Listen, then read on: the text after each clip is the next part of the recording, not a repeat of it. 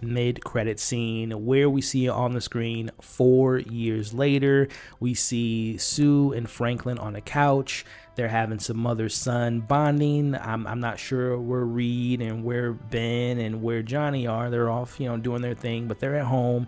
We see Sue says, let me get another book for him, a fun book, because he's reading all these like philosophy books because he is intelligent. And as she's getting the book, she's going back to her son and she senses something's off. As she slowly walks towards back to the living room, she uses her abilities and the camera pans over and we see this mysterious individual in a cloak, a green cloak, and we see a mask, and we see Franklin touching this mysterious person's face. So let's break it down. First and foremost, it's been confirmed that that scene was shot by the Russo brothers. That's confirmed by Max Shakman, and it makes sense because it literally, like, if you look at that scene visually from like a visual standpoint, like the visual palette and the way it was shot, completely different from the rest of the movie. It looked almost similar to the end credit scene from Thunderbolts, which the Russo brothers also shot, which makes me to believe that we're going to see an extended version of both of those scenes. I do think it's RDJ. I think he uses his teleporting powers or his technology. Again, we saw John Krasinski using that in Doctor Strange. I think he's going to use a similar technology where he can teleport to different universes. And I think he's going to kidnap Franklin Richards and go to the 616 and collect some other items that he needs. Maybe that's